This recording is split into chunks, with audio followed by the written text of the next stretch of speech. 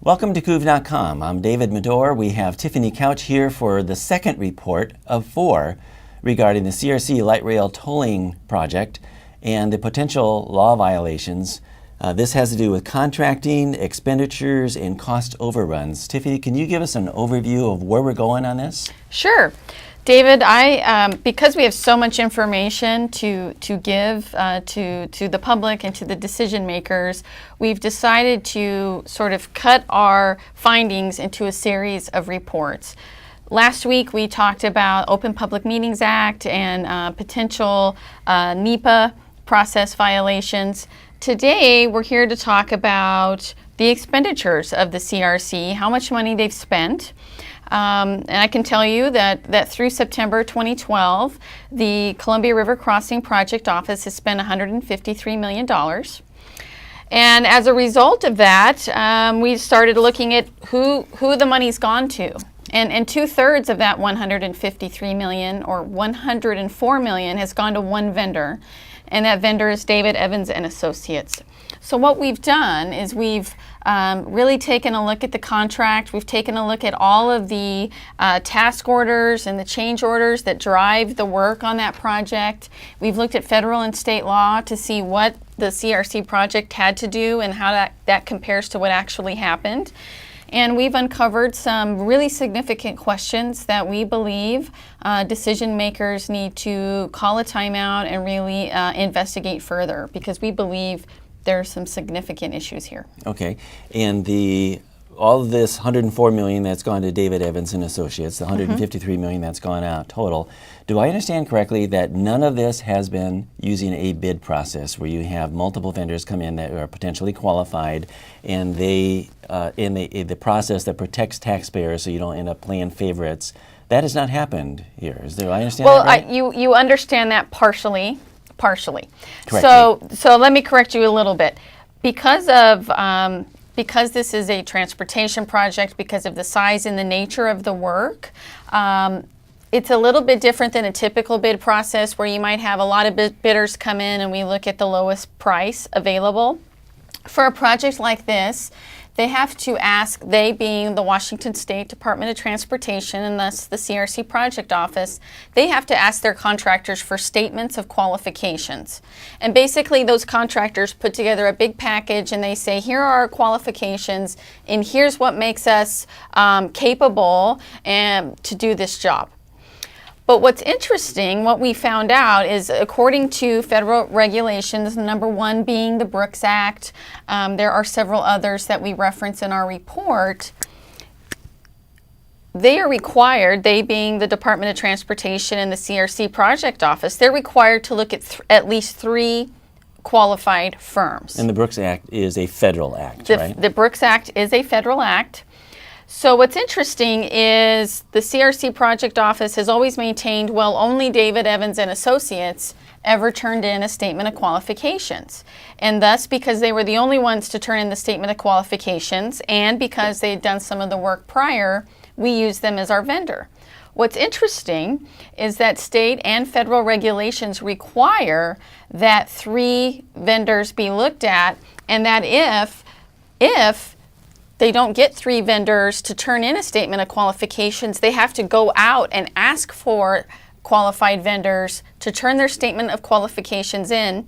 And if, after that point in time, they still don't get 3 qualified vendors, they then have to put out a public notice that says, we did not have qualified vendors, we were unable to meet the terms of the Brooks Act, but we tried, and here's how we tried, and as a result, we're giving the contract to David Evans and Associates. So it sounds like those are measures to protect the public from the Department of Transportation or any agency from playing favorites or giving some kind of, people call this crony capitalism, or just simply kind of rigging the system so there's somebody that keeps getting it.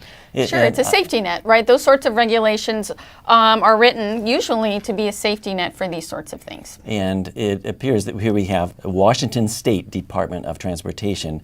This isn't the only project that David Evans has been involved with.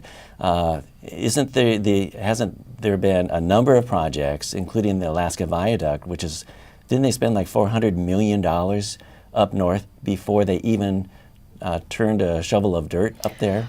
I believe I can tell you that David Evans and Associates has been involved in some way, shape, or form on the Alaska Viaduct and the SR 520 bridge projects, which are two very large projects happening in the Seattle area right now. So if we that's have very the true. Department of Transportation behaving this way on this project here, this may be indicative that hey, we ought to look elsewhere and see, is this something that's happening across the state, or even on a larger picture than that? Well, and what's important here is not only is David Evans involved in these other projects, what's even more important is the fact that David Evans conducted 4 or 5 studies on the I-5 corridor in the Portland-Vancouver metro area between 1999 and 2004, and that is significant.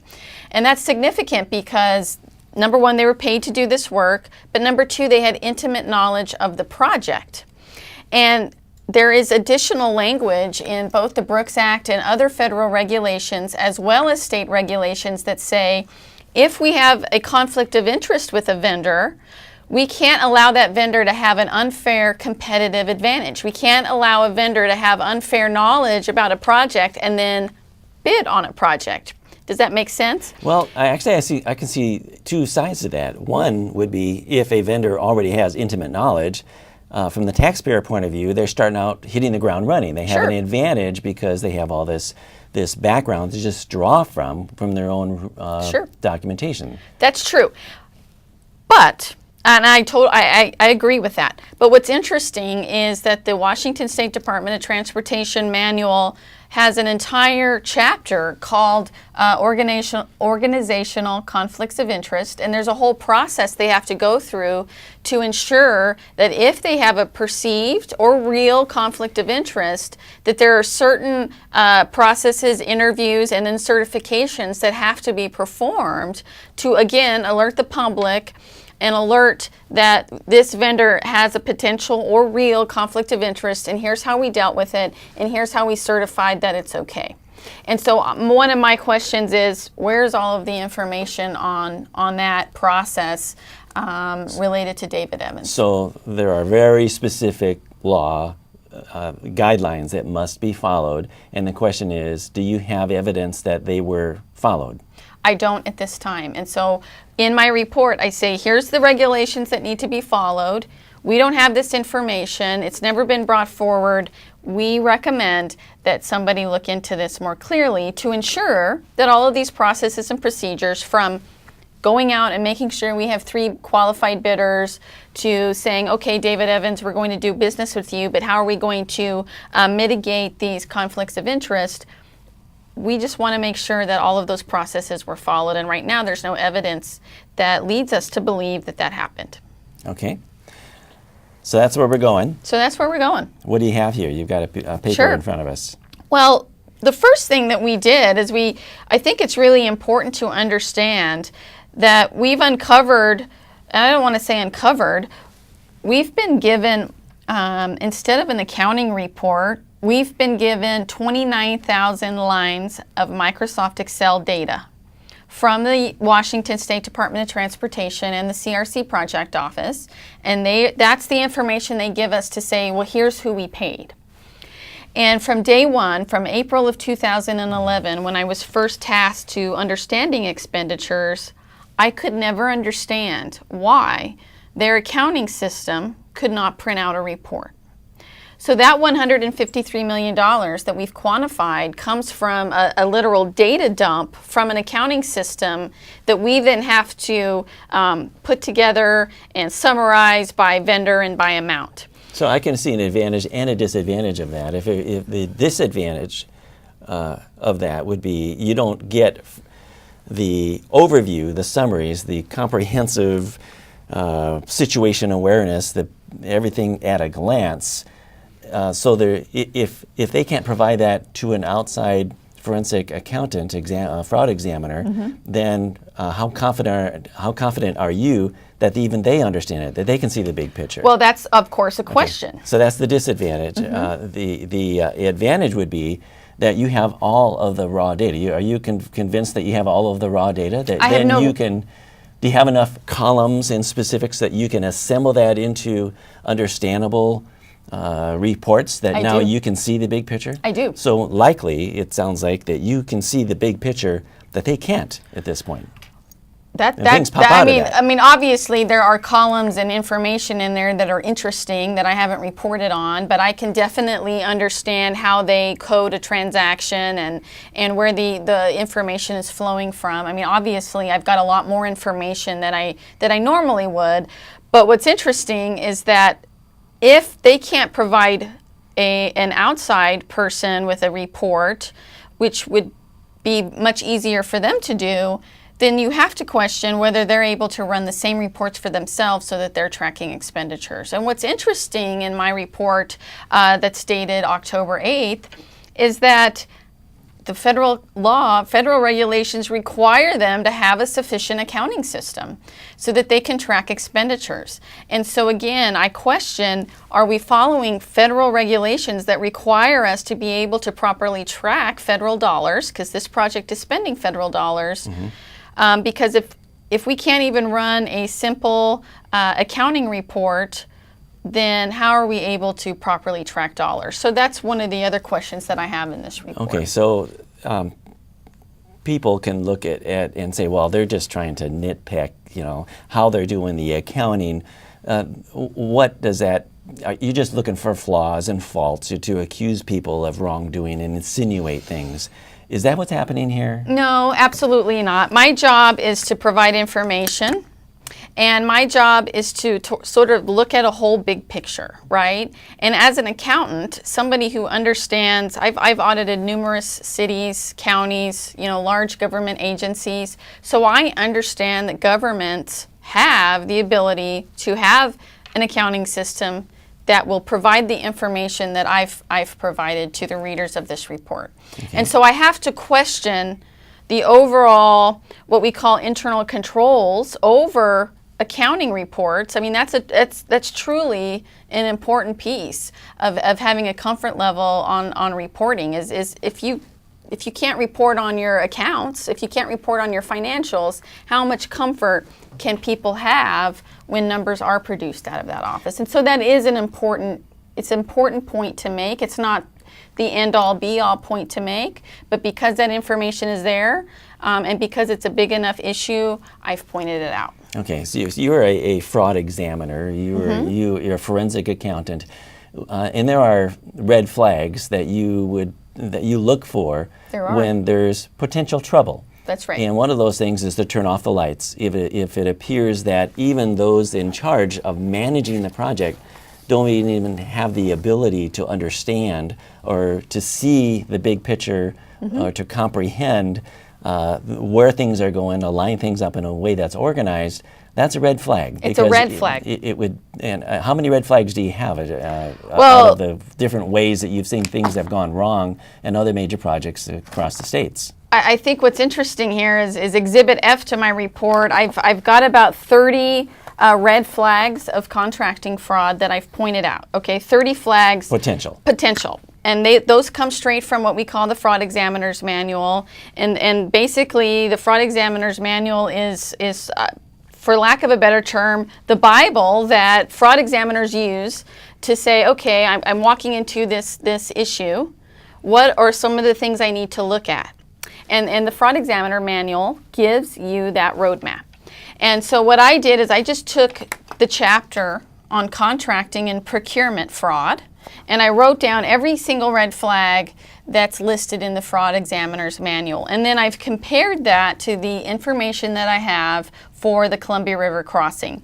And I have well over 10 to 15 red flags of contract fraud. Now, out of what potential number? 25 to 30. Okay. So I mean, I've got a 50% here of questionable transactions. Now, I want to be very clear that my job is to point out what the red flags are and the evidence I have that points to the fact that those are red flags. What you will see in my report, I have lots of language over and over and over again that says, these are red flags.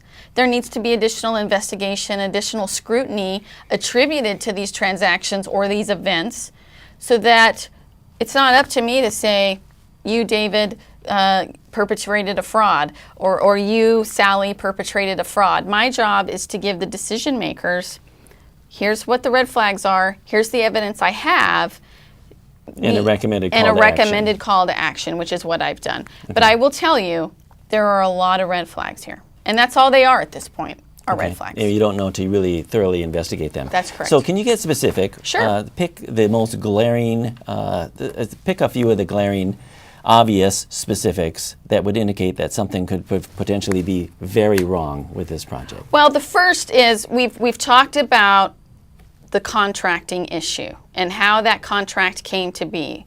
One vendor, we don't seem to have a bidding process or an analysis of other vendors, and we've given the contract to a vendor who's already done a lot of this work. Okay, so non-competition. A non-competition issue. When we then look at the contract, the original contract called for the David Evans and Associates to do the environmental impact statement work for $50 million. We have the contract, and it says the maximum amount payable on this contract is $50 million. Okay? And that the significance of that being that we're $153 million, and we're still they're creating potential plans because the plans that come up with so far don't work. They don't satisfy the requirements of the Coast Guard.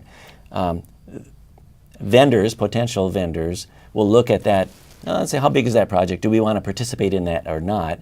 And so at that point, you may rule out potential vendors who want to be able to jump in and provide those needs. In this case, it looked like the maximum amount was supposed to be $50 million for this project. So $50 million was... We're over 3 times that now. On this particular contract, this contract was $50 million. When they signed it in 2005, maximum amount payable, and this is, we're going to do all of these things. We're going to get you through the record of decision for $50 million. Currently, this contract is at $131 million, okay? So it is more than doubled. It's 167% more than what they originally told us. You said 131 to this one vendor. Right. Out of the 153 total. Remember, the 153 is total. So that's rent, that's other vendors. 153 million is the project total. Okay? 104 million has gone to one vendor. Okay? So in order to understand how this one vendor got to 104 million, we have to start at the contract, because that's where the transaction starts, and we can understand what work was promised. And when you get to that contract and you realize it's a $50 million contract, we have $104 million in payments. What's happened? How did we get there? And so I'm starting to tell the story of how we get there. Okay, can we zero in on some specifics here? Sure. So it's important to understand that we have a master contract, okay? And then what happens is the CRC project office and their vendor, David Evans, issues task orders. And basically, these task orders are hundreds of pages in length, and they tell us exactly the amount of work that's going to be done. They then give us 20 to 30 page budgets that match these task orders, and they say, here's how much we're going to spend on each of these line items to get you through this NEPA process. Okay? When you get to the task orders, it's really important to understand, and what I've done is summarize them here. I think it's really important to understand a couple of things. These descriptions are not my words. And I say that because when you look at the second task order on this project, it says perform services to jumpstart the CRC project. That's not my terminology. That's theirs. So these task orders, which are hundreds of pages in length, tell us what they're going to do. They're going to scope the project. They're going to jumpstart the project. This one's an important one to look at. They first told us that it was going to cost $100,000 to jumpstart the project. They added $3.5 million in change orders. 35 times as much. Yes. Just for changes. Just for changes. To jumpstart the project to $3.6 million. That was interesting terminology to me. But the bigger picture here is the big amount of work they were going to do. They were going to publish the draft environmental impact statement, prepare the final draft and final locally preferred alternative.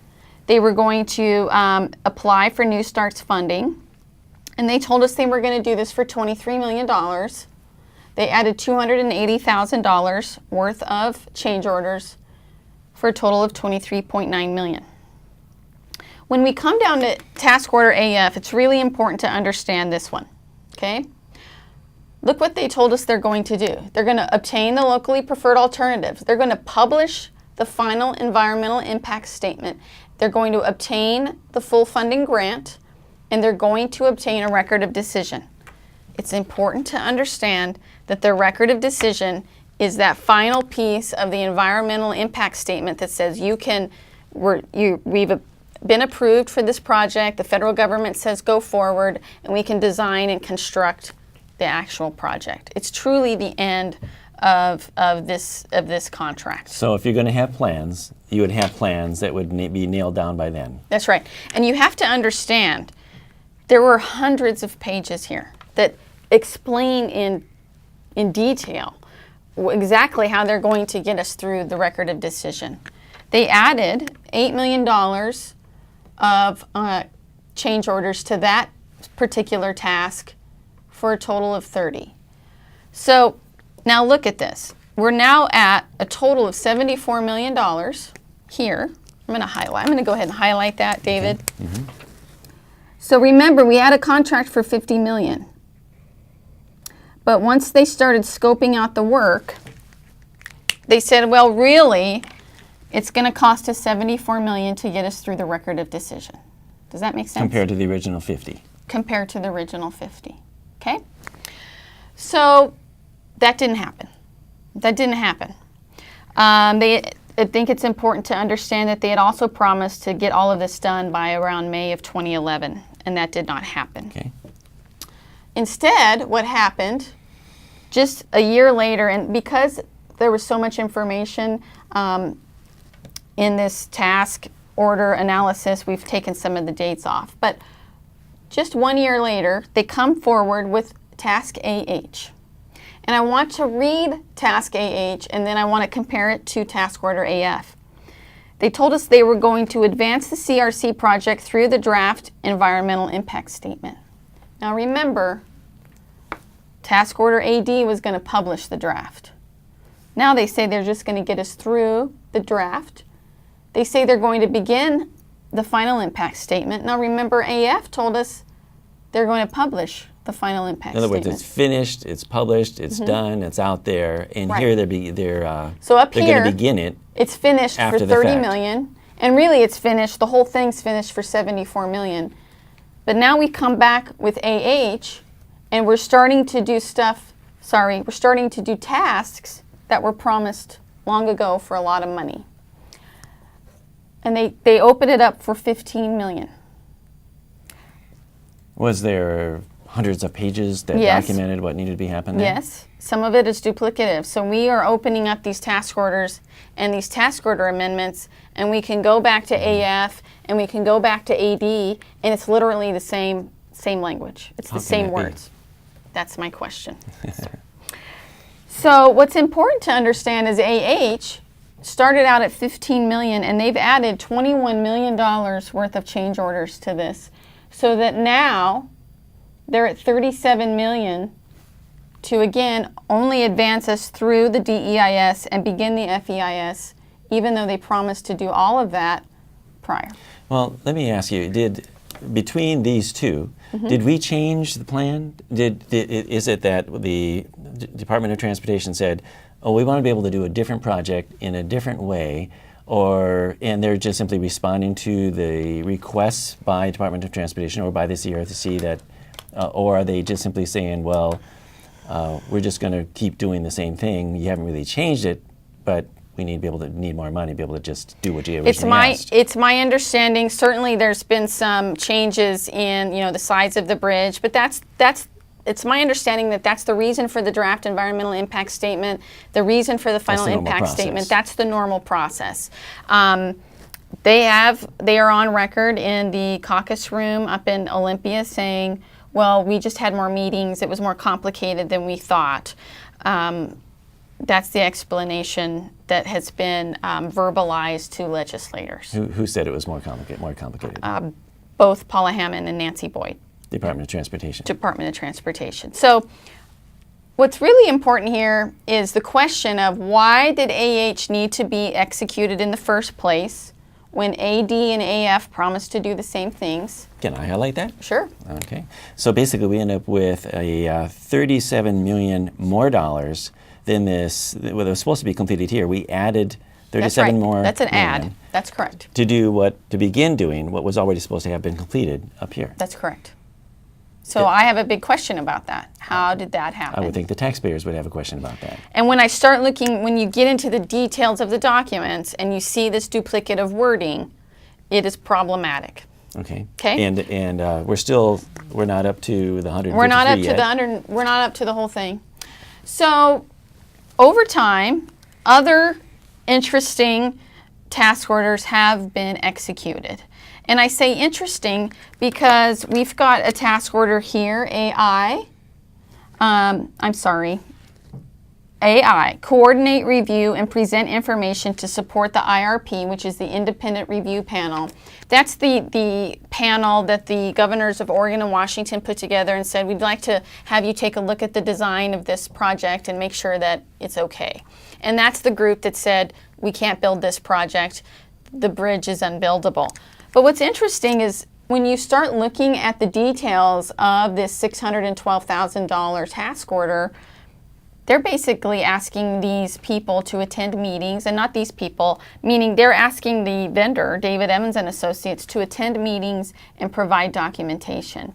And so one of the questions I have is, why do we have these $500,000 to $1 million task orders to attend meetings or to have no deliverables? So I'm questioning in this report the fact that the deliverables that David Evans and Associates is being asked to provide to the CRC project office don't seem to match the cost. Okay. Okay. Another is AK. We're going to additionally support a different additional support of implementing a panel of experts to review the constructability of the CRC. That started out at $300,000. We added change orders for $800,000.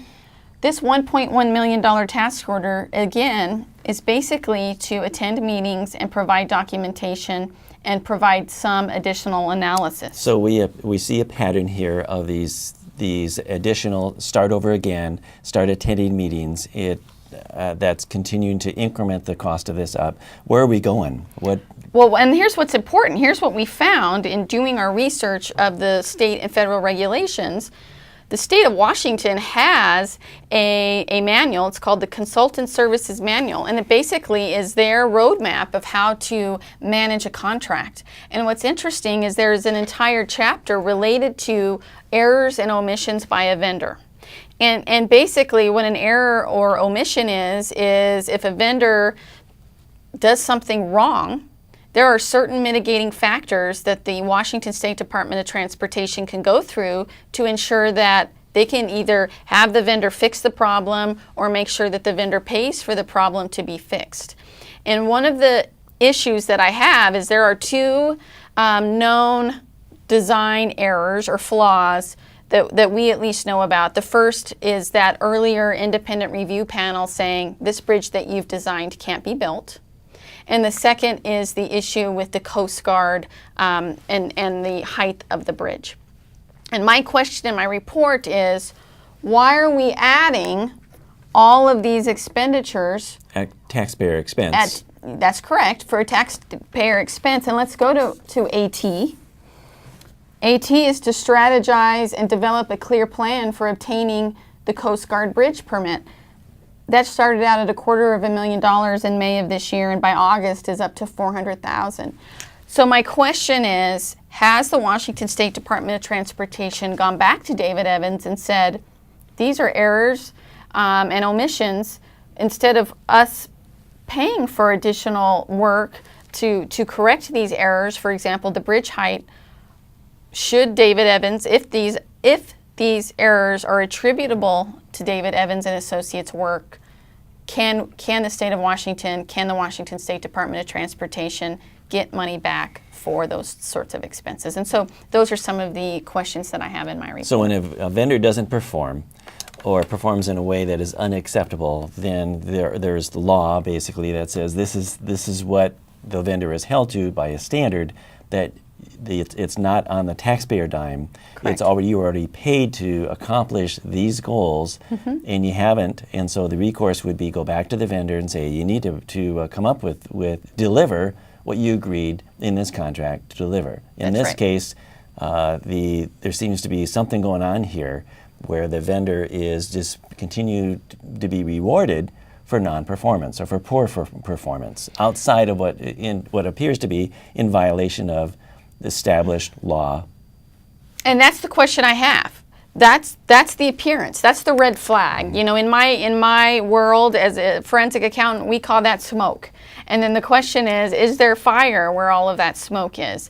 And I'm certainly questioning not only those task orders, but again, task order AR, $3.7 million to get us moving forward to the full funding grant agreement. Well, remember, we were going to do that way up here in AD. We were going to go and get the full funding grant agreement in AD and AF.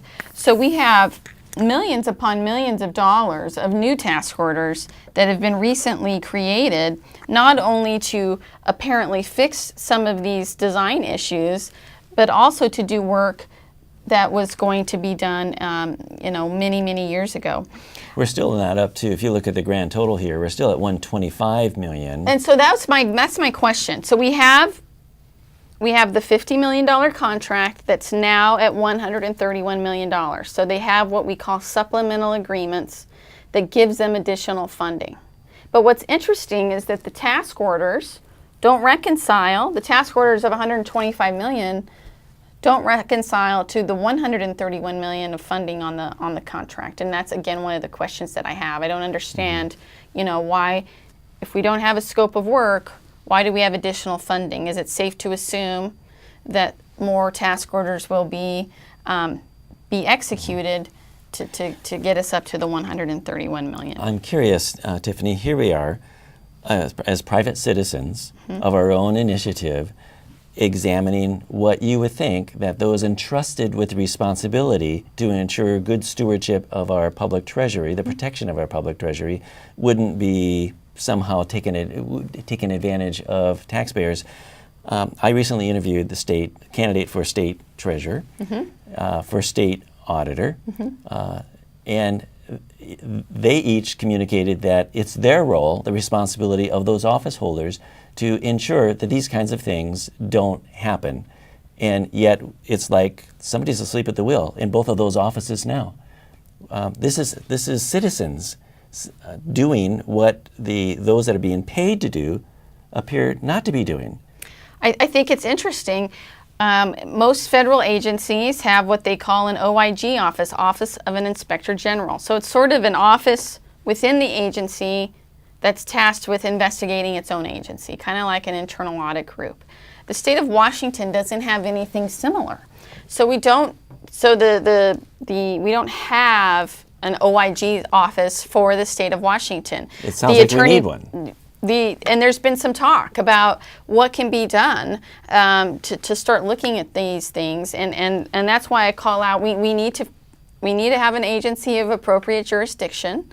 Here's the roadmap. Here are the things that are questionable. Here's why they're questionable. Here's the documentation. Let's just figure out, did this process happen according to federal and state regulation? And if it did, that's great. If it didn't, then what decisions need to be made. But certainly there's enough here, in my professional opinion, that additional work needs to be done.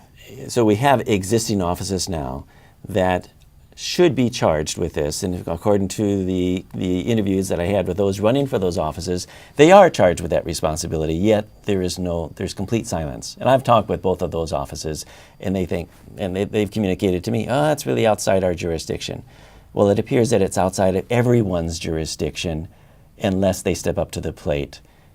You have a call to action here. I do. Which is somebody needs to step up to the plate. Some jurisdiction needs to look over this. Otherwise, there's nothing to stop this from what appears to be running away with the public treasury. And I want to read the last. What's important here is we can't predict the future, right? We can't predict the future, but certainly past performance is an indicator of what's going to happen in the future. And this is my call to action. As a legislator, participating government agency, or member of the general public. Can you show that here? Sure. This is the last page of our report. It says, while we cannot predict the future. What are you reading right here? Sorry. Okay.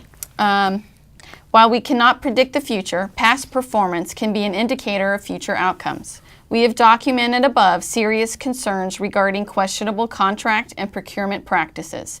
In addition, the CRC project office is significantly over budget and behind schedule. And that's something we haven't really touched on, but they had originally promised to get most of this done by December of 2009. It didn't get done until December of 2012. Timeliness. A performance audit would normally be, would catch that and correct that, and yet we're continuing as though there is nothing wrong. That's correct.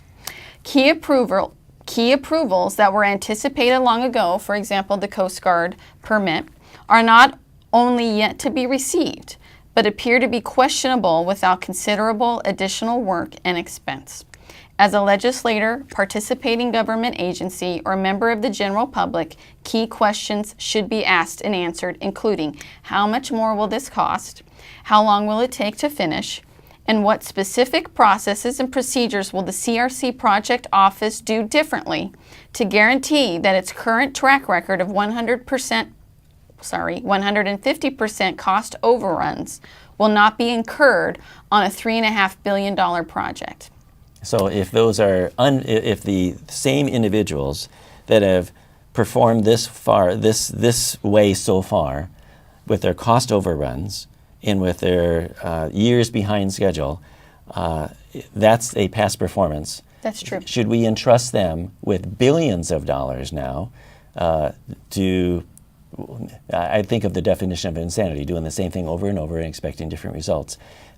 So these are valid questions. Those are the questions I have. We've talked about the accountability, the role, the responsibility of state office holders, but I've talked with people that think this is a federal project. This is what does this have to do with local? It's actually a much larger percentage of local dollars, as we will come out with.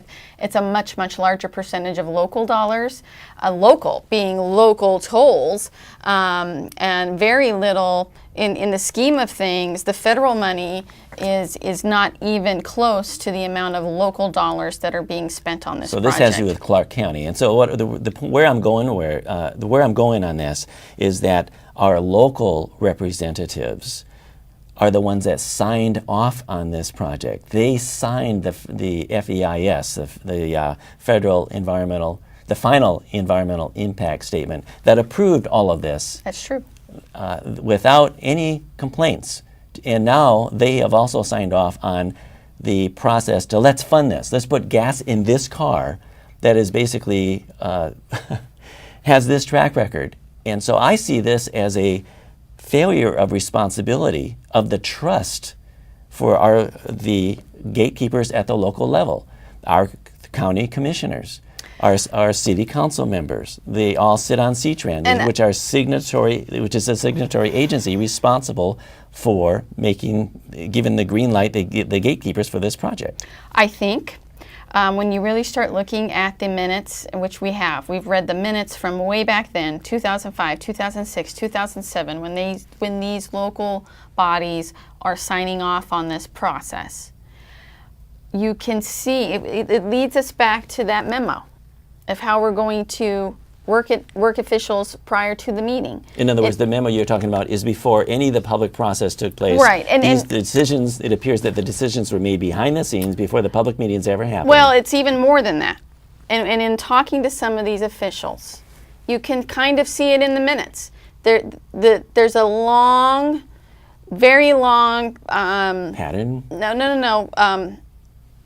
Presentation given about why this project is good and what we've done, And so I think that you've got legislators and local officials who want to trust the experts on the process, right? These are the experts that know how to do a NEPA process, right? And so there's part of that trust there that certainly had to come into play in some of those decisions. I think what's important is as we uncover what's going on here, we need to figure out who the agency is that needs to look into this, because there are, my last call to action is, it's my opinion that significant questionable contracting practices and cost overruns on the CRC project warrant a full investigation by an appropriate agency.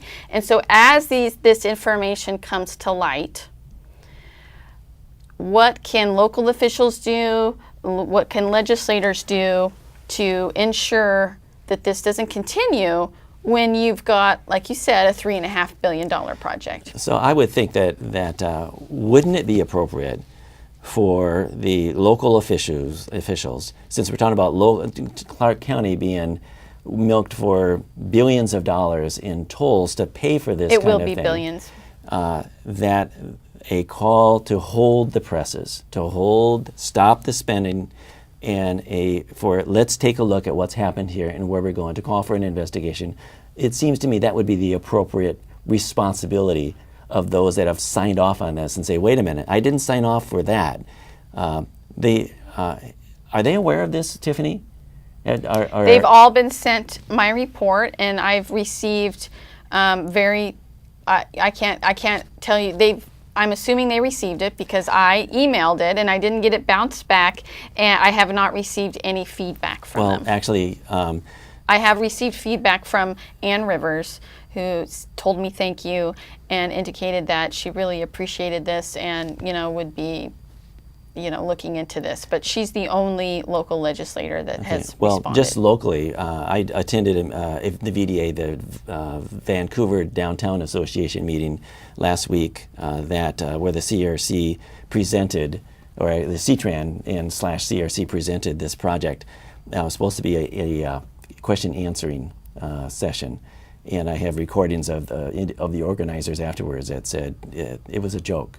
And I don't want to belittle or be disrespectful, but what should have happened in that meeting didn't happen. And so at the end of that meeting, I asked Paula Hammond, no, I'm sorry, Nancy Boyd, Jeff Ham, Jack Berkman, the other officials that were there, are you aware of this report?